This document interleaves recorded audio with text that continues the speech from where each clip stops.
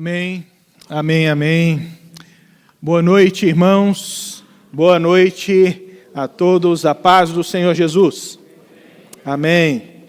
Que bom podermos louvar ao Senhor, adorar ao Senhor. Você, à medida que canta, consegue sentir a presença de Deus?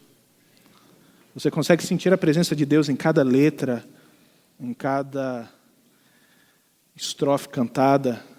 Você consegue sentir a presença de Deus à medida que você declara cada frase que você cantou? Porque não é mais uma canção, não é como ligar o rádio do carro e à medida que toca aquela música que você gosta e que é muito bom, né? Você estar no carro e ligar o rádio naquela música que você gosta e você canta.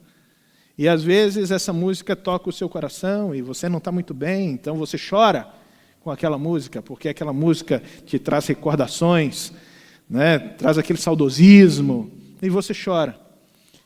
Aqui não é mais do que isso, é você chorar pela contemplação da presença do Cristo Salvador que caminha em nosso meio, do Cristo Salvador que anda conosco e que está em nós, com quem nós nos relacionamos. É esse deslumbramento por aquilo que Ele fez por nós, pela forma como Ele age em nós, pelo chamado dEle para nós e pelo momento solene no qual estamos. Esse momento que é recheado de significado, de significância, esse momento que não apenas fala conosco, onde um Deus soberano fala conosco, mas é um momento onde nós falamos com Ele, um momento onde nós pedimos a presença dEle, nós clamamos pela presença dEle e sabe, Ele se manifesta no nosso meio. Ele se manifesta no coração de cada pessoa e às vezes no silêncio da igreja, no silêncio, à medida que as músicas são tocadas, pessoas estão sendo tocadas pelo poder do Espírito de Deus e às vezes nós não conseguimos perceber, mas os corações estão sendo tocados, estão sendo libertados de muitas coisas que estão prendendo, entristecendo. Os corações são cheios de esperança à medida que declaram a glória, a soberania, a presença desse Deus. À medida que a mensagem é anunciada no silêncio de cada um, na parte mais interna, o Espírito de Deus vai usando a sua palavra para entrar poderosamente na parte mais interna do ser humano e romper com os grilhões do pecado, romper com todas as forças de Satanás que às vezes ainda persistem em prender o coração das pessoas nas suas maiores tristezas e amedronta o coração das pessoas porque apresenta os seus piores temores, mas quando a luz da palavra de Deus brilha, uma grande esperança brilha também em nós. E é por isso que nós estamos aqui como igreja. Porque esse Deus que faz tudo isso está aqui hoje à noite. Amém? Amém, irmãos? Eu acho que você não entendeu. Eu vou voltar a repetir. A presença desse Deus está aqui hoje à noite. Eu fico às vezes intrigado com a emoção de que o Brasil fez um gol. Sabe, o Brasil fez um gol. Vocês sabem que o Brasil ganhou do Peru, né? Foi do Peru? Foi? Quem o Brasil ganhou antes do Peru? De quem? Por favor, me ajudem, gente, eu não estou lembrando. Antes do Peru? Empatou com a Venezuela. E antes da Venezuela? Com a Bolívia. E antes da Bolívia? Jamaica. E antes da Jamaica? 7-1 para a Alemanha, não, isso tem muito tempo, nós já esquecemos isso. Não vem, alemão, não venha com essa conversa aqui. O 7-1 já esqueceu, nós já esquecemos, e eu já tratei sobre isso com os alemães lá. Isso aí foi tudo fake. Chega um momento em que nós não lembramos mais, sabe por quê? A alegria é momentânea, mas a presença de Cristo é real o tempo todo. o tempo todo. Ele está conosco o tempo todo. E por que nós não temos tanta alegria assim? Você tem vergonha do que Cristo fez? Você tem vergonha de expressar o que Cristo fez por você? A alegria do que Cristo fez por você, ou você não sente? Talvez. Uma sinceridade é bom. Mas se você entende o que Cristo fez por você, irmão, e depois que a gente fala que Ele está presente nesse local, isso deveria encher o nosso coração de profunda alegria. Amém? Está vendo como é que melhora? Né? É isso. Você pode reclinar sua cabeça e pode orar comigo. Senhor, eu quero que o Senhor se manifeste no nosso meio, a ponto de, através da Tua palavra pregada, confrontar o nosso coração, exortar o nosso coração, mas também consolar o nosso coração. Tratar, ó Deus, aquilo que precisa ser tratado e nos fazer cada dia ficarmos deslumbrados com o Senhor, com a Tua grandeza, com a Tua bondade, com uma visão clara do que o Senhor está fazendo e daquilo que o Senhor fez por nós. E que isso nos encha de alegria, de motivação. Que isso nos faça querer contar essa maravilha nos quatro cantos. E não ficarmos indecisos, calados, não. Que nós possamos, através, ó Deus, dessa expressão da Tua presença na igreja, sermos instrumentos do Senhor para consolação, exortação do próximo, mas também, ó Deus, para motivação, Deus, também, ó Pai, para podermos demonstrar amor constante e juntos, ó Pai, que nós possamos crescer e que nós possamos, ó Deus, divulgar a Tua palavra para que outros, ó Deus, encontrem aqui, Senhor, um local, um refúgio para ouvir a Tua mensagem. E então, ó Deus, encontrem o Cristo que nós encontramos e a alegria que nós dizemos que encontramos também. Em nome de Jesus. Amém. Nós estamos aí na nossa jornada pela carta de Paulo aos Efésios, e eu convido você a abrir no capítulo de número 4, Efésios número 4, capítulo 4, e nós estamos falando sobre o poder do Evangelho para a transformação. O poder do Evangelho para a transformação. Nós vamos ir lendo o texto, e à medida que estamos lendo esse texto, nós vamos conversando sobre ele. Carta de Paulo aos Efésios, capítulo 4, versículo 1. Diz: como prisioneiro do Senhor, rogo-lhes que vivam da maneira digna da vocação que receberam. Como prisioneiro no Senhor, rogo-lhes que vivam de maneira digna da vocação que receberam.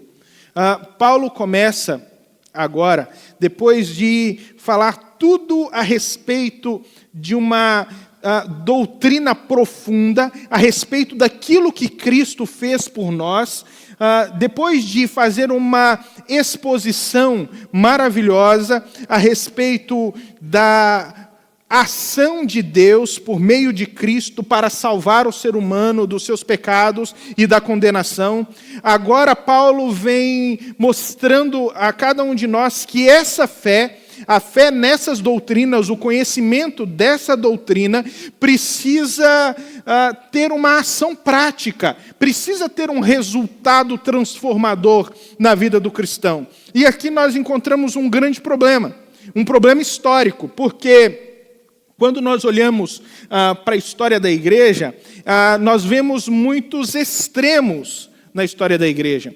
Logo depois que houve a Reforma Protestante, nós tivemos um retorno às Escrituras, coisa que já havia sido deixado de lado há muito tempo durante o período da igreja na Idade Média.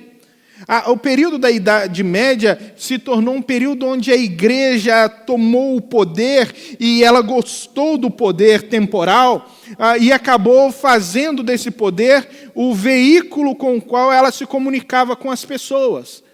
Então, tudo o que ela fazia tinha só um único propósito: manter-se no poder, manter-se no governo, manter-se poderosa no meio das nações. Para isso, ela abandonou completamente a palavra de Deus e começou a inventar outras coisas que não estão conectadas com a palavra de Deus e que acabaram se tornando, dentro do contexto da época e até hoje, uma tradição. Uma tradição. Aquilo que rege ainda o catolicismo.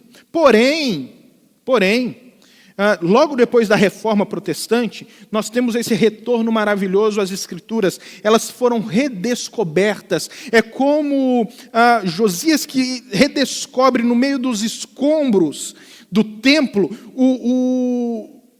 o livro da lei. E aquele livro da lei é lido diante dele, ele rasga suas vestes e depois ele coloca todo o povo para ouvir o livro da lei. Porque quando a palavra de Deus é redescoberta, o povo precisa ser conclamado para ouvir a palavra e ouvir a exposição da palavra de Deus. A palavra, ela é exposta às pessoas e não uma invenção baseada na palavra de Deus, como acontece em muitos locais. Porém, essa redescoberta no tempo da Reforma, com o tempo acabou se tornando apenas um movimento intelectual. Um movimento que expunha com fidelidade as Escrituras Sagradas e as doutrinas das Escrituras, porém, essas doutrinas e tudo aquilo que a palavra de Deus ensinava sobre a salvação em Cristo Jesus estava desconectado de uma prática de vida. Ou seja, as pessoas que enchiam as igrejas ouviam uma boa doutrina, mas aquilo não tinha resultado prático na vida delas. Elas continuavam na segunda-feira vivendo da mesma maneira como elas sempre viveram, e de modo extremamente antagônico à palavra de Deus, ou às doutrinas que eles diziam seguir. Isso trouxe um prejuízo muito grande para a igreja. E até hoje, todas as vezes que as pessoas falam a respeito de doutrina, em muitos locais as pessoas pensam assim, isso é uma coisa muito fria. Falarmos sobre doutrina é uma coisa que impede o relacionamento com Deus. Que grande mentira é isso. Sim, nós tivemos um tempo na história onde as pessoas que escutavam a doutrina não entenderam, de fato, a relação que a doutrina tem com a nossa intimidade com Deus. Mas a doutrina sempre, quando entendida de forma verdadeira, vai nos levar a esse deslumbramento, a ponto de nos entregarmos a Deus, entregarmos a nossa vida a Deus e entendermos a vocação para a qual nós fomos chamados. Esse movimento levou esse esfriamento levou a um movimento para o outro extremo, chamado movimento pietista. As pessoas falaram, nós estamos cansados da doutrina, agora vamos buscar apenas experiências com Deus e uma relação mística com Deus, sem esse negócio de doutrina. E aí nós caímos em um outro extremo da igreja, que foi o misticismo cristão. É um movimento que está completamente desconectado das Escrituras e Deus passou a ser mais aquela experiência pessoal, um Deus que se manifesta a partir da minha experiência pessoal e não um Deus que é revelado nas Escrituras. Então nós tivemos esses dois extremos. Paulo está agora tratando sobre o equilíbrio disso. A doutrina precisa nos levar a um profundo fervor espiritual. Mas o fervor espiritual sem uma boa doutrina vai nos levar apenas a um misticismo que não tem nada a ver com o cristianismo ou com o Cristo do cristianismo. Nós precisamos ter esse equilíbrio. Então Paulo está dizendo, olha, se vocês entenderam tudo o que eu ensinei, todas as bênçãos de Deus para a vida de vocês, como vocês são ricos em Deus.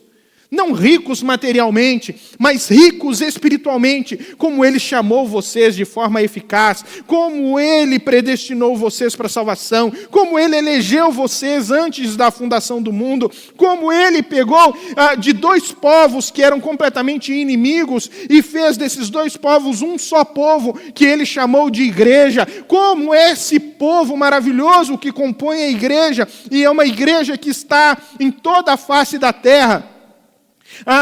Esse povo é a manifestação da sabedoria de Deus, a ponto de os principados, as potestades, seres angelicais e seres demoníacos começarem a olhar para a glória de Deus e, abismados com toda a sabedoria de Deus, dizerem: uau! Como Ele pensou nisso? Pegar gente tão diferente, de cores diferentes, de culturas diferentes, de entendimentos diferentes, e fazer desse povo tão diferente um povo só. Como nós somos abençoados, diz Paulo. Então, se vocês entenderam isso, ele vai dizer: vivam de modo digno da vocação para a qual vocês foram chamados.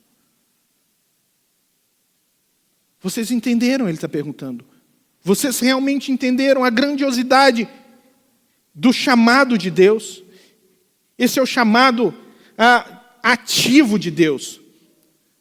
Um chamado quando você está surdo. Melhor, surdo e cego.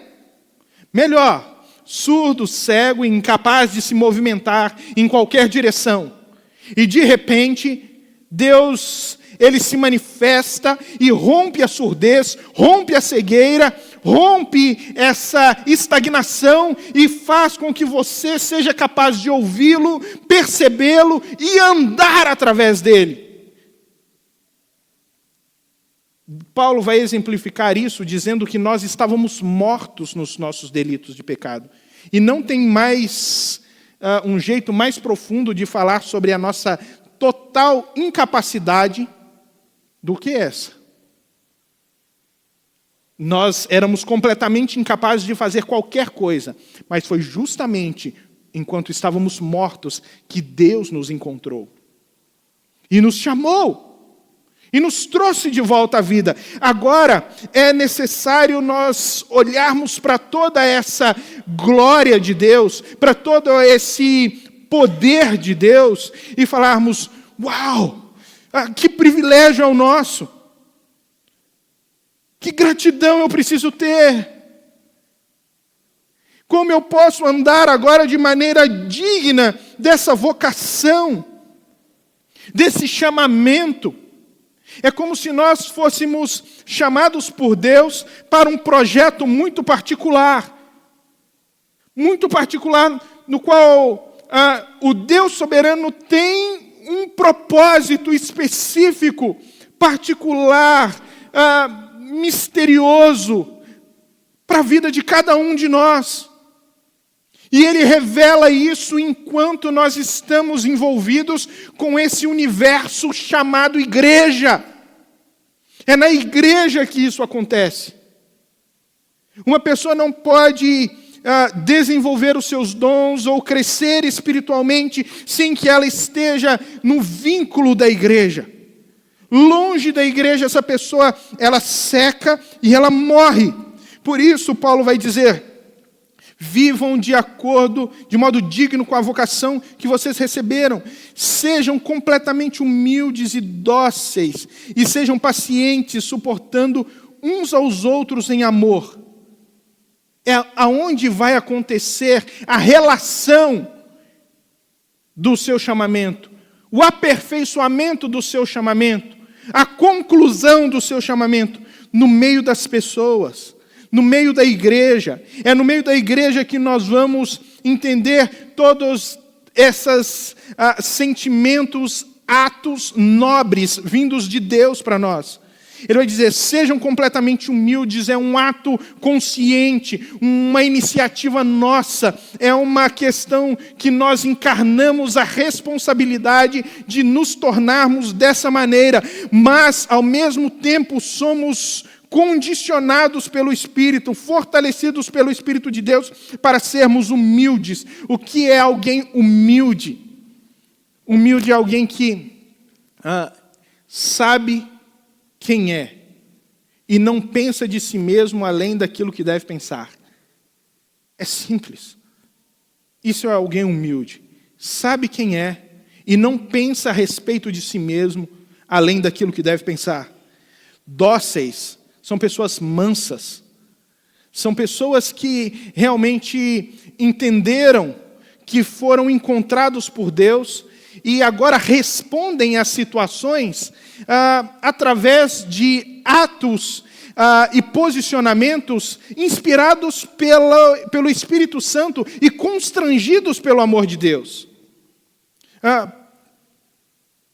Eu entendo o seguinte, que nos nossos estudos, e hoje é muito comum, principalmente quando você vai numa empresa, você vai fazer um teste psicológico, e também dentro das igrejas tem, isso é muito válido, o teste de personalidade, né? Isso é muito legal, eu acho muito interessante, mas eu vejo que hoje em dia isso se tornou uma desculpa para o pecado.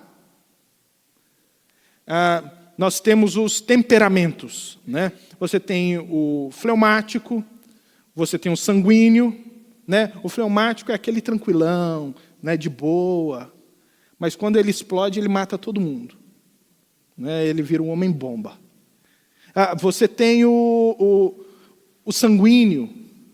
O sanguíneo é aquele que chega, e na hora que chega, todo mundo sabe que ele chegou. Porque ele é espalhafatoso, a risada dele é alta, ele contagia todo mundo, né? Mas quando ele explode, também, ele vai de 8 a 80 bem rapidinho.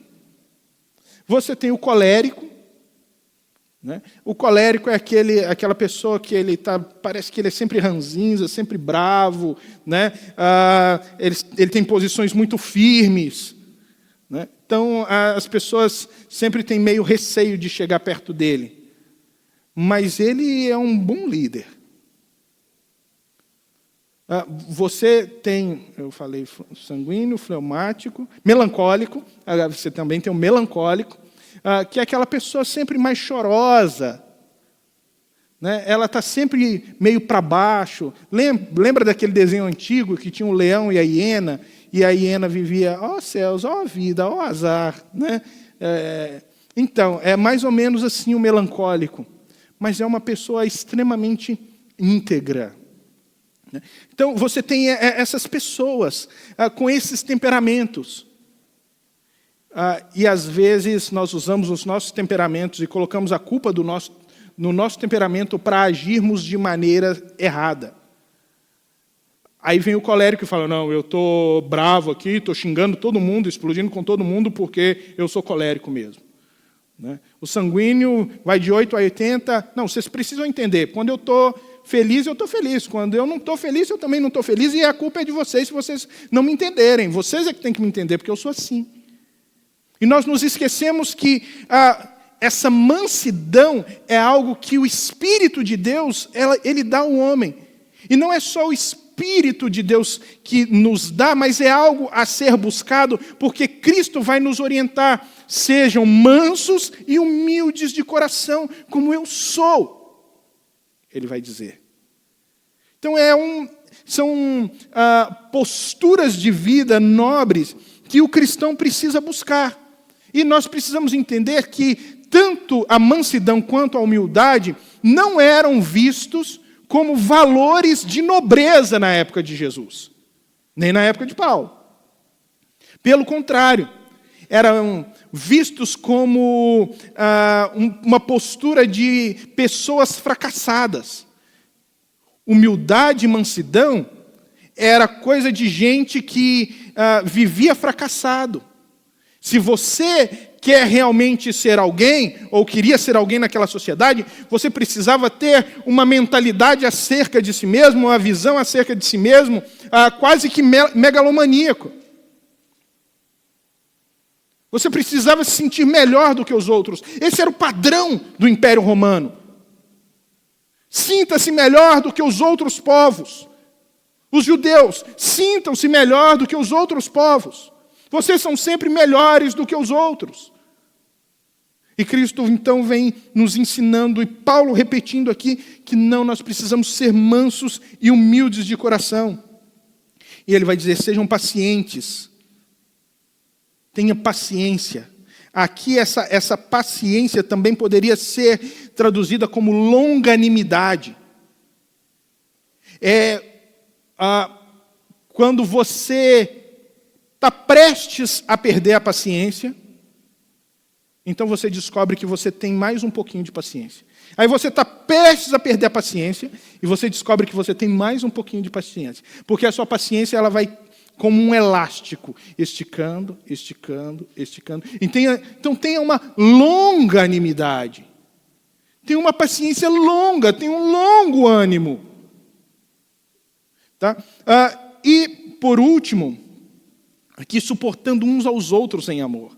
É na nossa relação com o outro, com o próximo, que nós crescemos, nós nos desenvolvemos, nós melhoramos como seres humanos.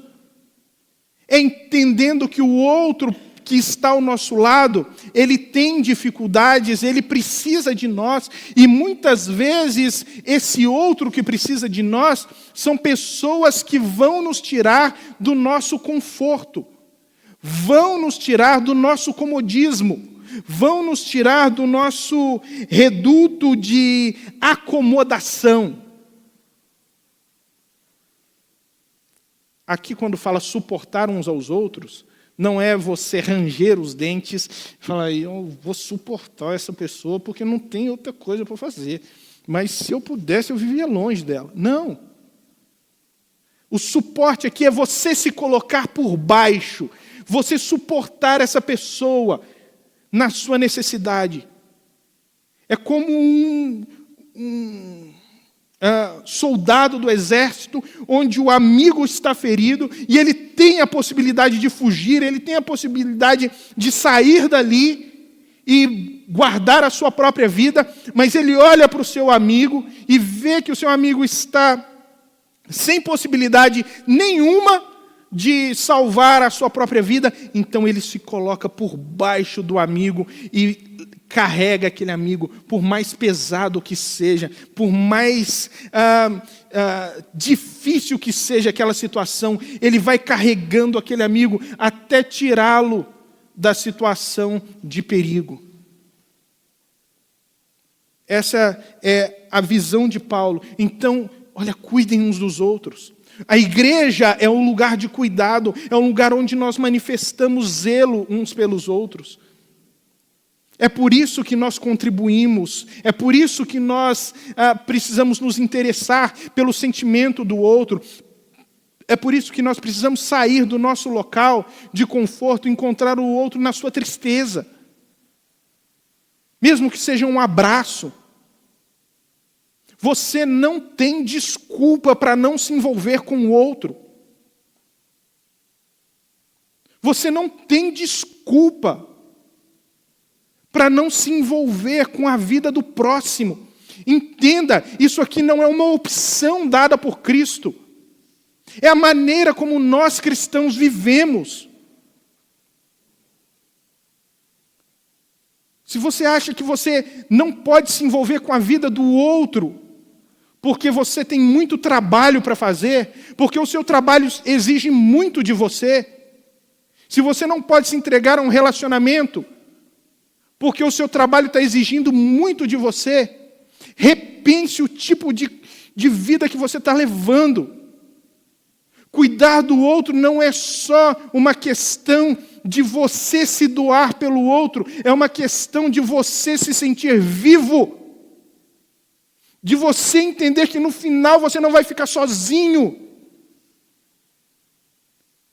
E no final, quando você se doar por outras pessoas, viver a vida que leva em consideração outras pessoas, quando você estiver numa cadeira de rodas, em um local onde ninguém dá atenção para você, vai ter sempre alguém que vai aparecer para colocar você no sol. Se você não aprende a se doar para outras pessoas, você vai ficar sozinho. A vida vai ser solitária.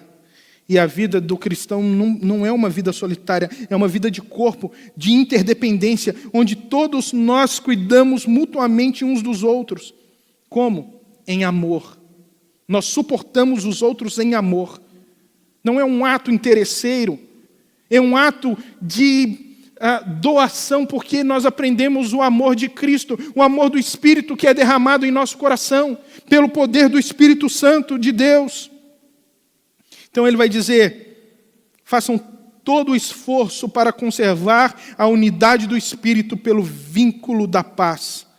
Ele está dizendo, para vocês conservarem a unidade do Espírito. Ele não está dizendo para vocês criarem a unidade do Espírito. É diferente. Ninguém cria unidade do Espírito. Nós preservamos a unidade do Espírito. É isso que nós fazemos. É como uma família. Uma família que tem ali 10 irmãos. E aí, de repente, existe uma demanda, uma briga, e os 10 brigam entre si, e vai um para cada canto do país. E eles decidem nunca mais se ver. Nunca mais conversar uns com os outros. Eu pergunto para você, eles deixaram de ter laços de família porque eles deixaram de conversar um com o outro? Eles deixaram de ser irmãos por causa disso? Eles deixaram de ter o mesmo sangue por causa disso?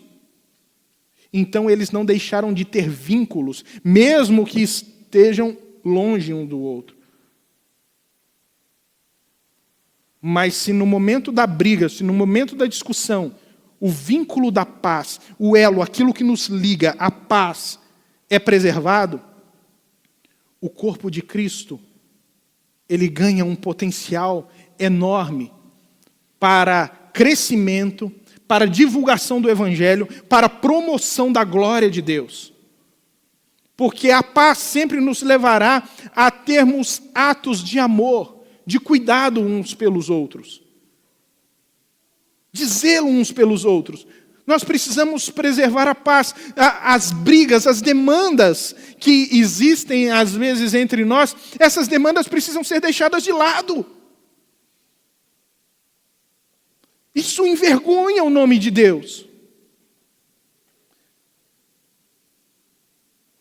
Esse é o grande problema. Por exemplo, quando perguntaram para Mahatma Gandhi, o grande líder do hinduísmo no tempo dele, como é que o cristianismo poderia entrar na Índia? Ou o que impedia o cristianismo de entrar na Índia, melhor? Aí ele disse, o que impede o cristianismo de entrar na Índia são os cristãos. Não é o cristianismo, são os cristãos. Porque existe uma diferença muito grande entre aquilo que muitos pregam, muitos professam, como doutrina, como fé, daquilo que eles vivem, eles praticam. E eles não entendem que isso envergonha o nome de Cristo. Jesus vai dizer que nós seremos conhecidos como discípulos dele, não porque vamos à igreja, não porque estamos nos cultos, não porque damos dinheiro para a igreja ou para os pobres, sei lá. Não é isso que nos caracteriza como discípulos de Jesus. Mas ele vai dizer, nisto conhecerão que sois meus discípulos, quando vos amardes uns aos outros. Quando o amor for a marca de vocês. Quando vocês aprenderem a deixar de lado o egoísmo, o egocentrismo, e começarem a amar de fato uns aos outros, essa será a marca de vocês. E vocês experimentarão um cuidado sobrenatural de Deus nisso. Porque à medida que você amar, você vai ser amado. E aí você vai conseguir ter uma profunda relação com o cuidado de Deus. Porque cada irmão, cada relacionamento, cada pessoa com quem você estiver, você vai perceber nele ou nela a mão de Deus cuidadora. Quem nunca passou aqui por talvez um velório, um momento de perda profunda ou uma dificuldade profunda, onde não havia nada que pudesse consolar o seu coração. E as pessoas não tinham nada para dizer, porque existem momentos que não existe nada a ser dito, nada que console. Mas aí a pessoa estende a sua mão, pega a sua mão, te dá um abraço e simplesmente fala assim: eu estou aqui.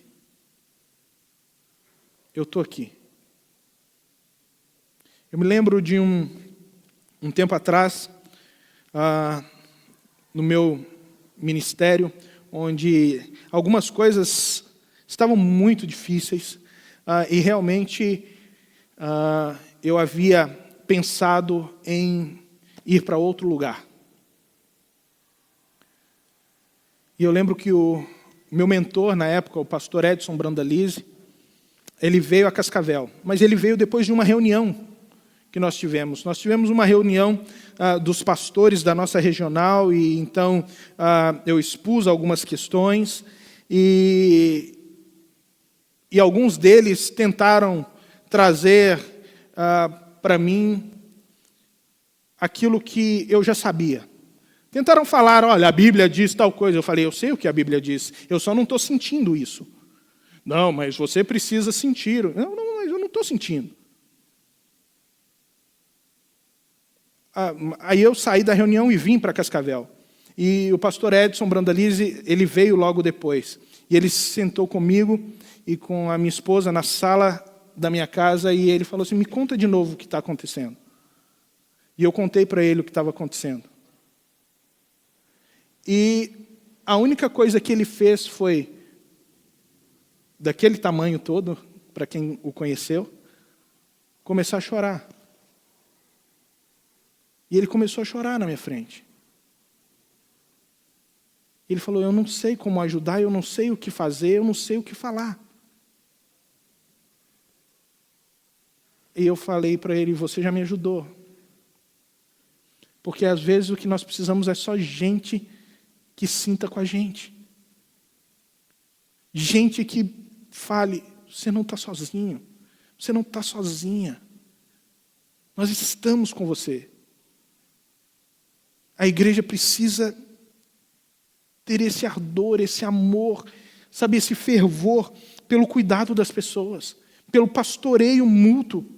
Entendam, irmãos, por favor, um pastor não consegue pastorear a igreja. Pastor é ovelha, como qualquer ovelha aqui. Nós nos pastoreamos mutuamente. Nós nos pastoreamos mutuamente. Não é a responsabilidade de um, é a responsabilidade de todos. Por isso, nós conservamos a paz, esse vínculo da paz entre nós, para que o amor possa ser manifestado. Aí ele diz: porque há um só corpo, um só espírito, assim como a esperança para a qual vocês foram chamados é uma só. Há um só Senhor, uma só fé, um só batismo, um só Pai de todos, que é sobre todos, por meio de todos e em todos. Olha só, ele vai dizer: há um só corpo. Ele diz: é um só corpo. Irmãos, são tantas igrejas, são tantas denominações, são tantas placas, e nós não entendemos que dentro de cada placa de igreja, de cada templo de igreja, está a verdadeira igreja. Dentro desse grupo aqui está a verdadeira igreja. Porque essa igreja verdadeira é a que faz parte do corpo de Cristo. E como parte do corpo de Cristo, se entende como um só, junto com o outro. Ninguém está sozinho. Ninguém pode se perceber sozinho ou agir sozinho nesse mundo sem o cuidado, sem o zelo do outro. Por quê? Porque se cai uma pedra no seu dedão, o seu corpo inteiro sente. Se um irmão está sofrendo e ele faz parte desse corpo de Cristo, o corpo inteiro sofre. Nós precisamos sofrer ter compaixão das pessoas. Era isso que Jesus tinha. Ele tinha empatia, ele sentia com a outra pessoa.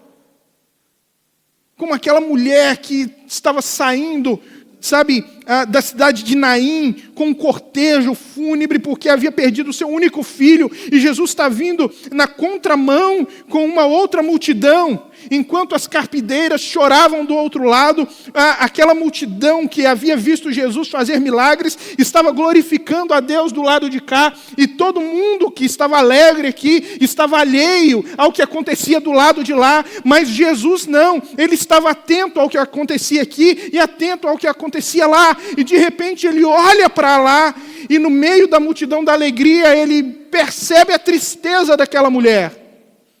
No meio da festa, ele vê o velório, o cortejo fúnebre, e ele se interessa por aquilo, e ele vai até lá. Ele entra na vida daquela mulher e transforma a vida daquela mulher, ressuscitando aquele menino. Ele não pergunta se ela cria, ele não pergunta se ela queria, ele não pergunta se ela tinha fé, ele simplesmente se compadece e age. É isso que nós precisamos fazer, nos compadecer das pessoas, zelar pelas pessoas, olhar pelos perdidos, por aqueles que não conhecem a palavra de Deus e ter dor na alma por eles.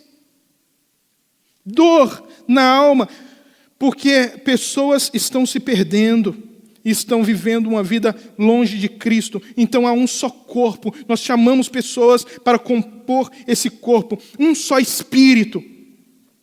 Não existem vários espíritos que agem na igreja, mas um só é o Espírito de Deus. O Espírito de Deus que age aqui na Igreja Evangélica Livre, age na Assembleia de Deus. O mesmo Espírito que age na Assembleia de Deus, ele age na igreja perseguida na China. É o mesmo Espírito. Ele pode agir de maneiras diferentes. O culto pode acontecer de formas diferentes. Pode ter uma liturgia diferente, mas o Espírito que age nas igrejas de Deus é o mesmo Espírito. E ele vai dizer então, assim como a esperança para a qual vocês foram chamados é uma só, assim como a salvação de vocês é uma só, nós não vamos para lugares diferentes. Igreja Evangélica Livre não tem uma porção especial para o reino de Deus. Nós não temos um lugarzinho especial no céu. Todos nós vamos no mesmo céu. A mesma esperança nossa é a de todos os povos que estão na face da terra e que servem a Deus, que servem ao Cristo e que creem no Cristo. Por isso ele vai dizer, há um só Senhor. E nessa fé existe um só Senhor. E aqui ele começa a nos mostrar o valor da doutrina no meio do amor, da manifestação do amor. Porque às vezes nós nos esquecemos, em nome do amor, que também existem critérios. Não é só porque faz o bem, não é só porque cuidam uns dos outros, que está tudo bem. Esses que fazem o bem, cuidam uns dos outros, eles estão debaixo do senhorio de Cristo. Eles servem, eles agem dessa forma porque Cristo reina sobre a vida deles. Esse Senhor aqui é o Kyrios, é aquele que governa todas as coisas, que governa todas as realidades. Ele é o detentor da vida e da morte. Tudo isso está nas mãos dele. Então, ele é o dono de cada vida, de cada pessoa aqui dentro. Nós precisamos ter essa visão gloriosa, exaltada do Senhor. E esse Deus exaltado, é por causa desse Deus exaltado, e somente por esse Deus exaltado, que nós podemos viver de uma forma diferente, menos egoísta e mais altruísta. Então, ele vai dizer, um só Senhor, uma só fé. Não existem muitas crenças, irmãos. Existe apenas uma crença. Tá, e nós precisamos explicar isso. Qual é a crença? Qual é o Evangelho? Qual é a essência do Evangelho? Deus enviou seu Filho ao mundo para salvar pecadores. Esse Cristo viveu uma vida santa, nasceu de uma virgem. Ele morreu na cruz pelos nossos pecados. Ele foi sepultado. Ele ressuscitou ao terceiro dia. Depois foi exaltado e está à destra de Deus Pai e intercede por nós. Essa é a verdade do Evangelho. Agora, as pessoas confundem doutrina, e essa é a doutrina do Evangelho, ou pelo menos o centro da doutrina do Evangelho, com aquilo que é periférico. Com aquilo que é periférico da fé. Se a pessoa é batizada por imersão, ou se ela é batizada por aspersão. Se joga água na cabeça dela, ou se afunda ela no balde. Paulo não está nem aí para a forma como você é batizado. O importante é que você seja batizado. Sabe, se no louvor bate palma ou não bate palma. Se a igreja, a mulher veste saia ou não veste saia. Ou veste calça, né? Melhor. Alguma coisa tem que vestir, senão aí dá problema. Isso é periférico da fé. O centro da fé precisa ser conservado. E é uma só fé. Todas as vezes que uma instituição detém isso e diz, não, é a nossa igreja que salva. É somente a nossa igreja que salva. Isso, irmãos, não é fé. Isso não é fé legítima. Isso é heresia. E nós precisamos discernir bem heresia de erro. Tá? Erro é quando eu estou pregando para os irmãos aqui e estou falando sobre a carta de Paulo e de repente, na minha pregação, eu começo a usar o nome de Pedro. Mas eu estou falando da carta de Paulo, eu estou usando o nome de Pedro. Isso é erro. Eu estou errado. E todos nós podemos estar errados. Erro é eu dizer para vocês aqui que a salvação em Cristo, quando nós formos glorificados, nós teremos um corpo semelhante ao de Cristo, e se Cristo atravessou parede, você vai poder atravessar a parede. Eu posso estar errado, ou posso estar certo. Mas isso é um erro. Isso não influencia na base da fé. Agora, quando eu digo para você que a sua fé, para você ser salvo, ou para você ser liberto de poderes malignos, você depende de fazer sacrifício financeiro, aí eu estou reduzindo a obra de Cristo na cruz. Isso não é erro, isso é heresia. Quando eu digo para você que é somente nessa igreja que você pode ser salvo, eu estou reduzindo o poder da salvação de Cristo, dizendo que o Cristo que não é o Cristo que salva, mas uma instituição que salva. Isso não é erro, isso é heresia. Então nós não podemos confundir uma coisa com a outra, por isso é uma só fé, um só batismo. Então não interessa se esse batismo é por água, por aspersão, por imersão, se afunda, se não afunda, se só joga na cabeça, se só espirra um pouquinho de água. Não importa a maneira como isso acontece. O importante é que o Espírito de Deus, ele habite o coração do crente. E exista então esse batismo do Espírito, que acontece na vida do cristão, antes de qualquer coisa, antes até mesmo do próprio cristão se entender como cristão.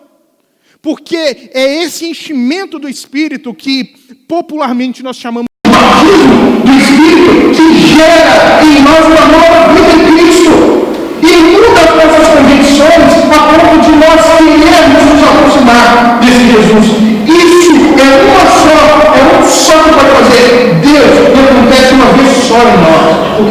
exatamente isso. É um só Deus, o Pai de todos, que é sobre todos e por meio de todos. É um Deus que age em nós, em todos nós, por meio de todos nós. Então não existe alguém que Deus use mais, não existe um pastor que é mais poderoso, não existe a oração pastoral que é mais poderosa, não existe ninguém que tenha uma autoridade superior. Existe sim um Deus que é em todos nós, que nos deixa todos igualados, e Ele concede a cada um de nós dons diferentes uns dos outros. E nós vamos ver isso. Aí ele vai dizer: a cada um de nós foi concedida graça conforme a medida repartida por Cristo. Então a cada um de nós foi concedido graça, foi derramado um favor sobre nós por Cristo, favor que nós não merecemos, porque foi dito: quando ele subiu em triunfo às alturas, levou cativo muitos dos prisioneiros e deu dons aos homens. O que significa ele subiu, senão que também havia descido às profundezas da terra, ou, na sua versão talvez, ao Hades. Aqui nós temos um texto que é muito difícil de interpretação nas Escrituras. Mas a realidade do que Paulo está querendo nos ensinar aqui é que, pegando um texto do Salmo 68 e trazendo aqui com algumas modificações para que nós pudéssemos entender o que Cristo fez por nós. Aqui, o Salmo 68 está narrando uma expedição que Davi fez contra os inimigos, e ele venceu os inimigos, e agora ele está voltando para Jerusalém, subindo para Jerusalém, com os inimigos todos atados pelo pescoço, e em uma procissão ele está mostrando os cativos para todo o seu povo, e ele está trazendo os despojos de guerra, ou todas as riquezas que ele conquistou naquela guerra, e ele está entrando em Jerusalém triunfante com aqueles cativos. E quando ele chega em Jerusalém, ele pega todo aquele despojo e começa a distribuir entre os seus guerreiros. Então a noção aqui é que Cristo fez isso por nós. Cristo venceu os nossos inimigos. E ele levou cativo o cativeiro. Ou seja, aquilo que prendia o ser humano, que era o pecado, o diabo e a morte, agora foram vencidos por Cristo. Todos eles estão debaixo da autoridade de Cristo, no grilhão de Cristo. E Cristo venceu a todos. E agora ele pega e ele distribui dons aos homens, valores, presentes, riquezas aos homens, mas são riquezas espirituais.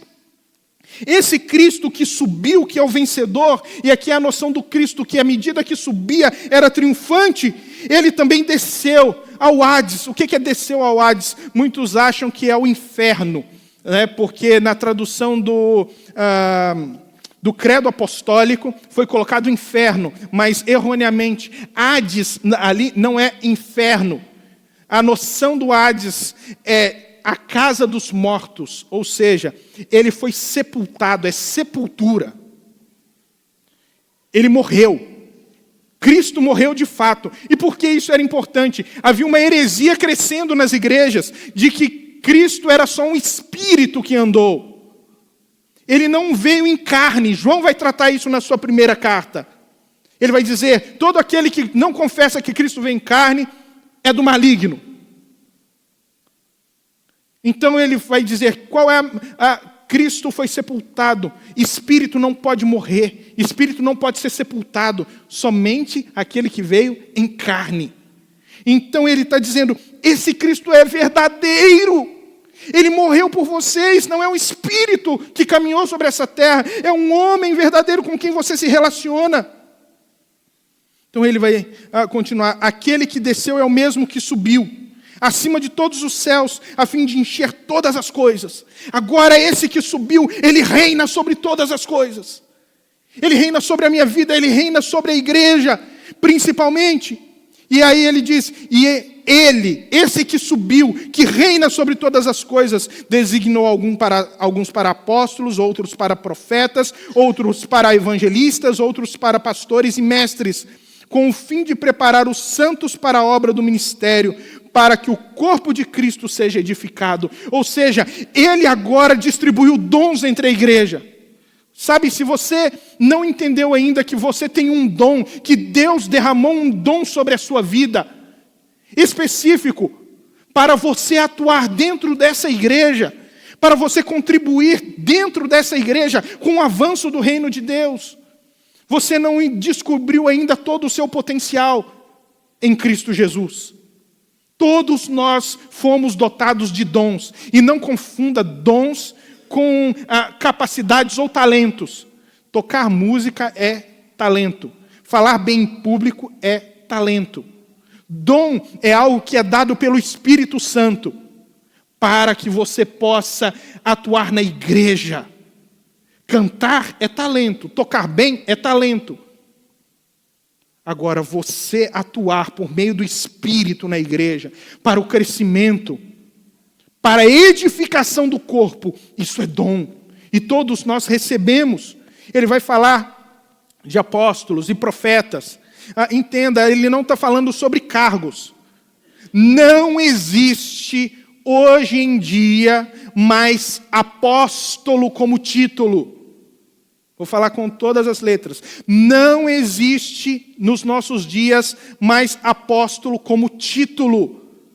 Alguém que se considera apóstolo, ele está errado, equivocado. Biblicamente, ele está errado. Eu estou falando que ele está errado. Tá? Lembra, erro e heresia são coisas diferentes. Ele está errado. Por quê? Porque Paulo vai dizer, eu sou o último como um filho nascido fora de tempo. Uma das questões fundamentais para ser apóstolo era que ele precisava ter visto Jesus pessoalmente e ter sido chamado pessoalmente por Jesus. Por isso Paulo vai dizer, eu sou como um filho nascido fora do tempo. Então Paulo agora está escrevendo, alguns foram formados apóstolos não por título, mas por dom. Eles agora têm uma visão de plantação de igreja, eles querem o avanço da igreja. Eles não fazem mais doutrinação como os apóstolos faziam. O cânon, a Bíblia está fechada, não existe mais nada que alguém escreva, ou uma revelação que tem o mesmo pé de igualdade daquilo que está na Bíblia. Está fechado. Então o apóstolo, irmãos, é o dom, aquele que avança, que ganha o título do apóstolo, porque apóstolo é enviado. Ele é enviado, é um missionário que vai, planta igrejas, evangeliza. O profeta também tinha a mesma conotação do apóstolo. Nós não temos mais profecias no nosso tempo como nós tínhamos antigamente, que eram dadas por Deus e incluídas por Deus na sua palavra. O cânon, a Bíblia está fechada. Agora a profecia acontece não mais por uma nova revelação, mas a profecia acontece pela exposição. Todos os domingos, quando nós subimos aqui e nós pregamos, anunciamos a palavra de Deus, nós expomos a palavra de Deus com fidelidade, nós estamos profetizando, porque os oráculos de Deus estão sendo apresentados. O evangelista é aquele que encontra pessoas, que tem paixão pelas almas, que vai atrás, fervor. É interessante que todos nós precisamos fazer o trabalho de evangelista. Paulo fala isso para Timóteo. Porém, existem pessoas que têm o dom do evangelismo. Aonde elas vão, elas sentem a necessidade de pregar. Elas pregam e pessoas se convertem. Nem todos no mundo vão ser um tipo de Billy Graham, que pregam e pessoas se convertem aos montes. E você tem pastores e mestres. Um pastor, ele precisa se dedicar ao ensino, e o mestre precisa se dedicar ao pastoreio. Mas existem pessoas que têm um dom de cuidado de outras pessoas muito específico, que cuida muito bem de outras pessoas, tem um zelo, tem uma paixão pelo cuidado, e tem outros que ensinam a palavra de Deus com profundidade, minuciosamente abre a Bíblia e ensina texto a texto, e você começa a pensar, uau, eu nunca tinha pensado nisso antes. Porque ele começa a ensinar a igreja com profundidade a palavra de Deus. Então, irmãos, ele vai dizer, tudo isso é para a edificação da igreja, para que a igreja de Cristo seja edificada. Aí ele vai colocar aqui, com o fim de preparar os santos para a obra do ministério, para que o corpo de Cristo seja edificado. É para preparar você, para me preparar para o ministério que Deus nos chamou, para a obra que Deus nos chamou, é para o nosso crescimento. Então ele vai dizer, o propósito é que não sejamos mais como crianças, levados de um lado para o outro, pelas ondas, nem jogados para cá e para lá, por todo o vento de doutrinas, ou pela astúcia e esperteza de homens que induzem ao erro. É para que você saiba os dons ministrados na igreja. Quando nós nos pastoreamos, nós nos prevenimos, nós nos cuidamos e impedimos que outras pessoas venham com ensinos heréticos e possam roubar aquelas pessoas que estão no nosso meio, ensinando coisas que vão ser contrárias ao Evangelho. Nós precisamos cuidar uns dos outros. Então, quando os dons são manifestos na igreja, pessoas são muito bem cuidadas. Então, ele vai dizer aqui, antes, seguindo a verdade em amor, cresçamos em tudo naquele que é o cabeça, Cristo.